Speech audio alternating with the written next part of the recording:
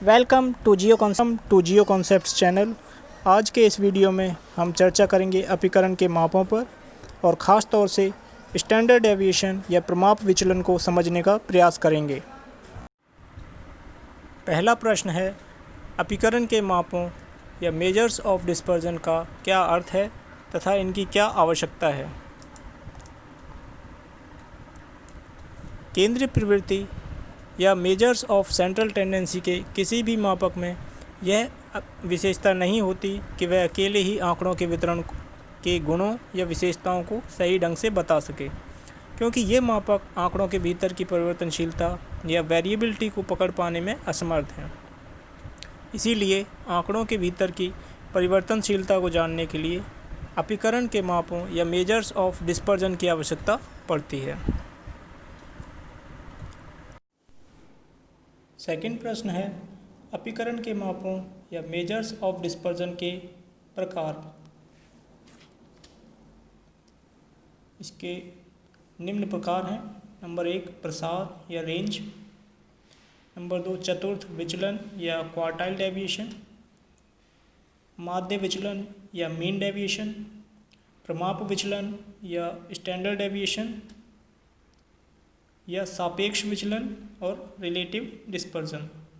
तो आज के इस वीडियो में हम चर्चा करेंगे प्रमाप विचलन पर, अर्थात स्टैंडर्ड डेविएशन पर हम विस्तार से इस वीडियो में चर्चा करेंगे। अगला प्रश्न है, प्रमाप विचलन का क्या अर्थ है, अर्थात स्टैंडर्ड डेविएशन का क्या मीनिंग है। प्रमाप विचलन या स्टैंडर्ड डेविएशन का अपीकरण के मापों में एक विशिष्ट स्थान है। प्रमाप विचलन ज्ञात करने के लिए सर्वप्रथम आंकड़ों का माध्य या अन्य केंद्रीय मूल्य जैसे माध्यिका, मीडियन, बहुलक या मोड निकाला जाता है।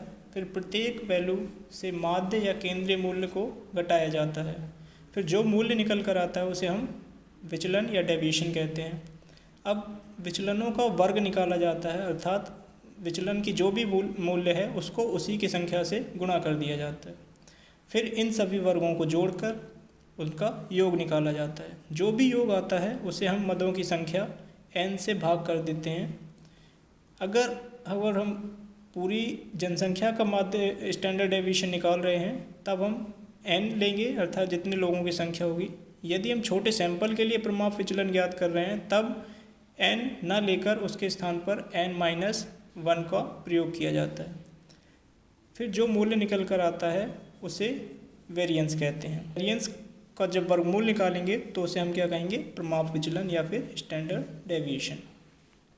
इस प्रकार स्टैंडर्ड डेविएशन क्या है कि जो भी हमारी डेविएशन आती है मीन वैल्यू से या मीडियन की वैल्यू से हर एक मद की, उसको हम स्क्वायर करते हैं, उसका एवरेज निकालते हैं, उसके बाद उसको हम स्क्वायर रूट निकालते हैं और जो स्क्वायर रूट के बाद जो भी वैल्यू आती है वो हमारी स्टैंडर्ड डेविएशन कहलाती है।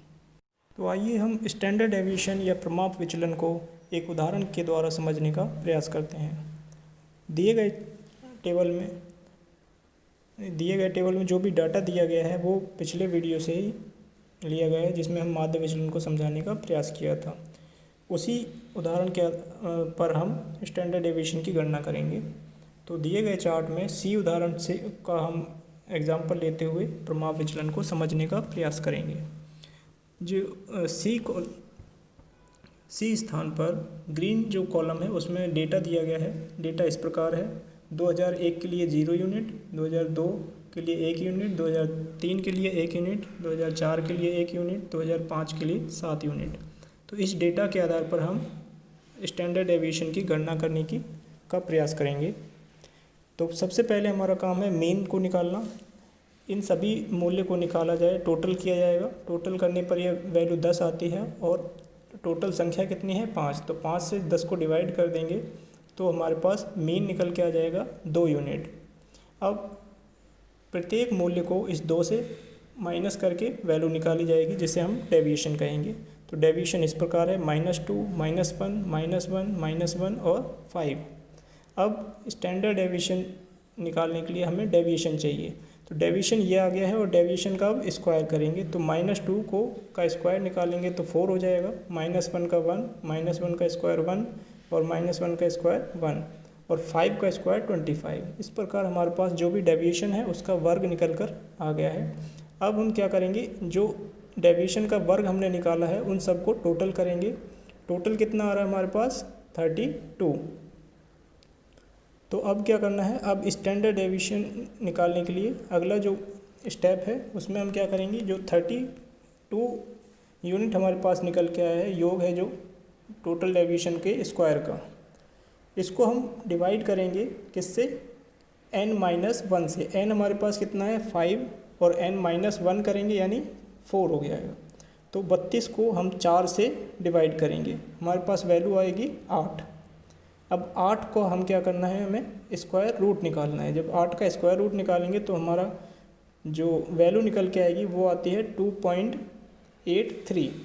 ये वैल्यू हमारी स्टैंडर्ड डेविएशन कहलाएगी।